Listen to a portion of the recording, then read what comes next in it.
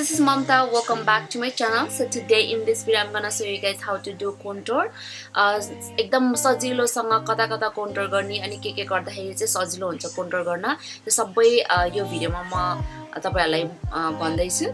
So if you guys are interested, then please keep on watching.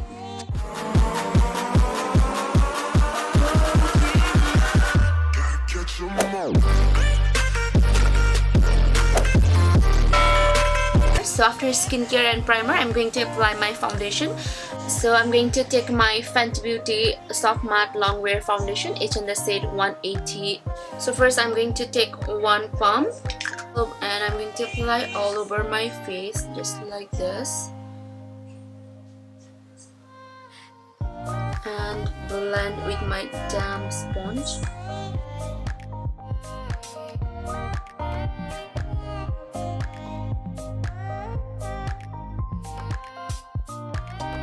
So घाँटीतिर पनि लगाउनु पर्छ, घाँटीतिर यस्तै छोड्नु हुँदैन नत्र डिफरेन्ट देख्छ. अनि यदि तपाईहरु पनि म जस्तै Fenty Beauty को फाउन्डेसन युज गर्दै हुनुहुन्छ भने चाहिँ एउटा कुरा चाहिँ के ख्याल राख्नु पर्छ अनि एकदमै चाँडै ब्लेन्ड गर्नुपर्छ. यो फाउन्डेसन चाहिँ एकदमै चाँडै ड्राई हुन्छ. सो हाम्रो अब मेन टपिकमा जाम, हाइलाइट एन्ड कन्टुरिङ गर्दाखेरि चाहिँ सबभन्दा ध्यान दिनुपर्ने कुरा चाहिँ नाक, चिकबोन अनि जॉ लाइन अनि अलिकति निधारमा अनि त्यसपछि लिप्सहरु गर्न मन लाग्छ भने लिप्सहरु गर्ने हैन. अब चिकबोनको लागि चाहिँ मैले चाहिँ प्राय जस्तो गरेर शेप बनाउँछु, गर्छु कहिले गर्छु. त्यस्तो गर्नुको कारण चाहिँ ठ्याक्क मेरो चिकबोन देखिन्छ अनि त्यसले गर्दा चाहिँ मेरो गाइडलाइन हुन्छ. ठ्याक्क मैले त्यहाँ कन्टुरिङ राखेँ भने चाहिँ मेरो चिकबोन चाहिँ मज्जाले देखिन्छ, अनुहार चाहिँ एकदमै स्लिम अनि यसरी भी शेपको देखिन्छ. त्यही भएर चाहिँ मैले चाहिँ ठ्याक्क यो हड्डीनिर राख्छु. हड्डी भन्दा तल पनि राख्दिन, माथि पनि राख्दिन, ठ्याक्क यो हड्डीमा यसरी राख्छु हैन. गर्ने अनि ठ्याक्क यहाँ माथि राख्ने है. अनि गर्यो भने ठ्याक्क देखिन्छ. यो कालो अलिअलि कालो देखिन्छ त यो यसरी शेडिङ भएको ठाउँ हो. यो भन्दा अलिकति माथि राखे भने चाहिँ मलाई मन पर्छ. एक्सपिरियन्समा चाहिँ मलाई त्यस्तो लाग्छ. त्यसपछि चाहिँ अफ कोर्स हाम्रो जॉ लाइनको लागि चाहिँ यहाँ भइहाल्यो. यो ठ्याक्क यसमा यो हड्डीमा यसरी छुने अनि यो हड्डी छ नि ठ्याक्क हड्डीमा राख्ने अनि अलिकति तल ब्लेन्ड गर्दै लग्ने.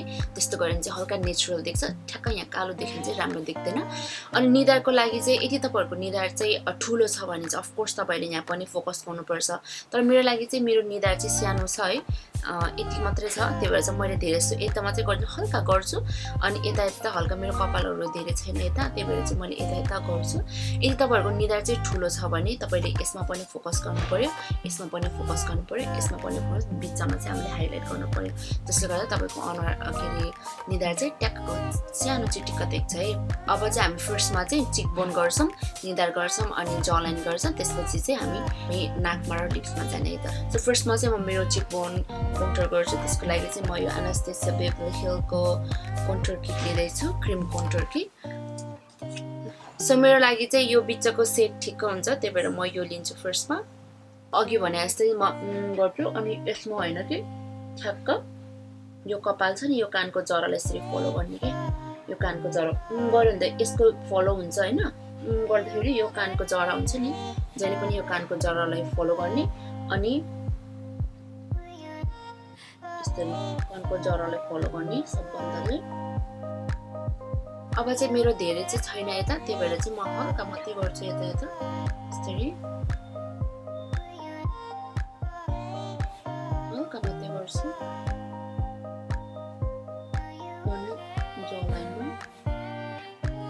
नाकमा चाहिँ यस्तो माथि चाहिँ गर्ने हैन. जहिले पनि नाकमा गर्दाखेरि चाहिँ यो हाम्रो कपाल छ नि यो माथिको हड्डी, यो हड्डीलाई चाहिँ हल्का यसरी फलो गर्दै ल्यायो भने चाहिँ नेचुरल देख्छ. अनि यहाँ बिचमा आएर यसरी छोड्दिने. बिचमा भन्नाले अब यो हाम्रो सफ्ट हड्डी छ नि, सफ्ट हड्डी निर आएर छोड्दिने यसरी यसलाई फलो गर्ने अनि सफ्ट हड्डी निर आएर छोड्दिने है त. अब लिप्समा चाहिँ हल्का ठुलो बनाउनु छ भने चाहिँ हल्का यहाँ पनि कन्ट्रोल गर्ने यसरी अनि यो बिचमा.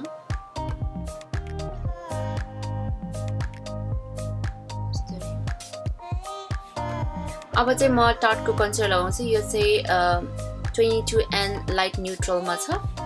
अब चाहिँ हाइलाइटिङ गर्ने. हाइलाइट चाहिँ मैले अघि नै भनिसके टार्टको गर्छु. जहिले पनि हाइलाइट गर्दाखेरि चाहिँ फर्स्टमा यसरी भी शेप बनाउने.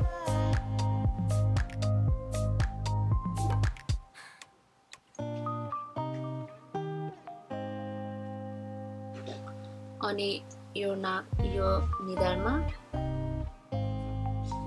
अनि नाकको हड्डीमा यसरी त्यसपछि हल्का यता तपाईलाई तपाईको कन्टुरिङ एकदम स्ट्रङ बनाउन छ भने यता पनि गर्ने यसरी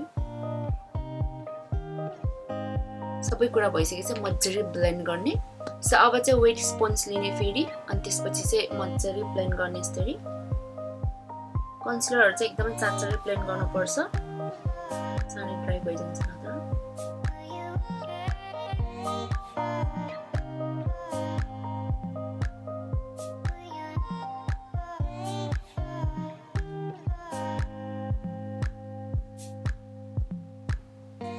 अहिले चाहिँ एकदमै सेतो देख्छ अहिले सबै ब्लेन्ड गरेपछि चाहिँ राम्रो देख्छ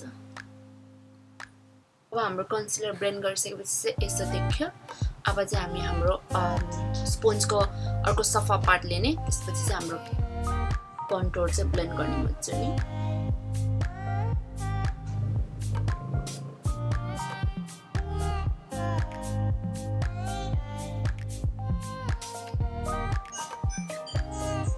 सो अब चाहिँ सबै ब्लेन्ड गरिसकेपछि चाहिँ यस्तो देखियो अब यसलाई चाहिँ राम्रोसँग सेट गर्नुपर्छ सो मैले मेरो कन्सिलर सेट गर्नको लागि चाहिँ LURAMERICER सेटिङ पाउडर लिएको छु यो लगाएको दिनमा चाहिँ मेरो स्किन चाहिँ यस्तो दामी हुन्छ यस्तो फ्ललेस मैले चाहिँ प्राय जसो सेटिङ गर्दाखेरि चाहिँ मेरो टी जोन एरिया फोकस गर्छु किनभने त्यहाँ हुन्छ धेरै ऑयली हुने अनि मेरो स्किन चाहिँ ऑयली टु ड्राई छ लाइक कम्बिनेसन स्किन हो यो सेटिङ पाउडर लगाएपछि क्रिज हुने चान्स छैन यस्तो दामी आई थिंक यो मेरो दुईटा डब्बा भइसक्यो होला सायद अब चाहिँ हाम्रो कन्टुर पनि सेट गर्नुपर्छ त्यसको लागि चाहिँ म यो बेनिफिटको HOOLA ब्रोन्जर लिँदै छु यसबाट यसरी त्यसपछि मजाले सेट गर्छु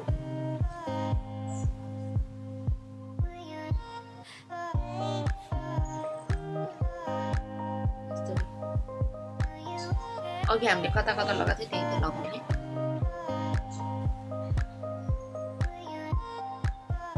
ओके यस्तो मजाले सेट गर्ने है त सबभन्दा मेन कुरा चाहिँ नोजमा कन्टुर गर्दाखेरि चाहिँ यो लाइन चाहिँ जोड्ने है मजाले किनभने यस्तो गर्दै भने चाहिँ नेचुरल देख्छ कि त्यो बद्दा देख्छ अनि यो ब्लेन्ड गर्दाखेरि सेट गर्दाखेरि यो कपालसम्म गर्ने कपाल भित्रसम्म जाने so that it looks more अनि जहिले पनि कन्टुरिङहरु अलि धेरै भयो भने अनि अलि कालो भयो भने जहिले पनि स्पोन्ज लिने अनि त्यसपछि चाहिँ यसरी ब्लेन्ड गर्दिने कस पहिले दिन हाम्रो यहाँ हल्का फाउन्डेसनहरु कन्सिलरहरु भएको हुन्छ त्यो भएर चाहिँ अलिक यस्तो गरिदिए ब्लेन्डेड हुन्छ अनि राम्रो देखिन्छ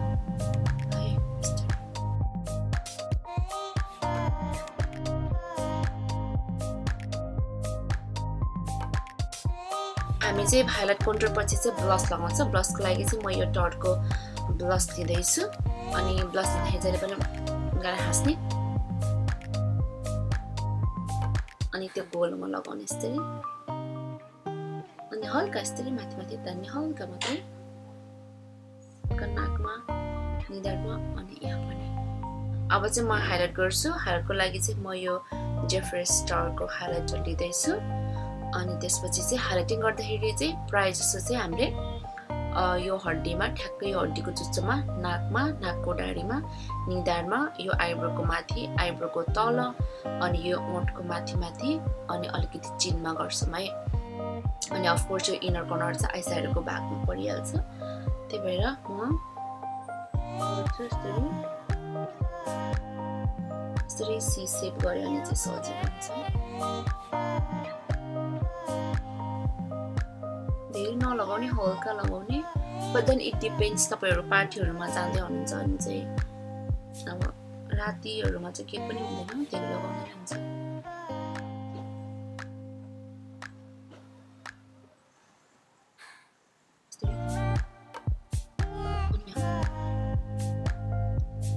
त्यसै हाइलाइट गर्ने भनेको चाहिँ बत्ती बाल्दाखेरि चाहिँ झप्प हाम्रो अनुहारमा जुन जुन पार्ट चाँडै देखिन्छ नि झटक्क देखिन्छ नि हो त्यो पार्टहरु चाहिँ हाइलाइट गर्ने के खासमा भनेको सो या आई थिङ्क मैले चाहिँ तपाईँहरूलाई बुझाउन सकेँ होला। यदि कुनै क्वेसनहरू छ भने चाहिँ कमेन्ट सेक्सनमा कमेन्ट गर्दा हुन्छ।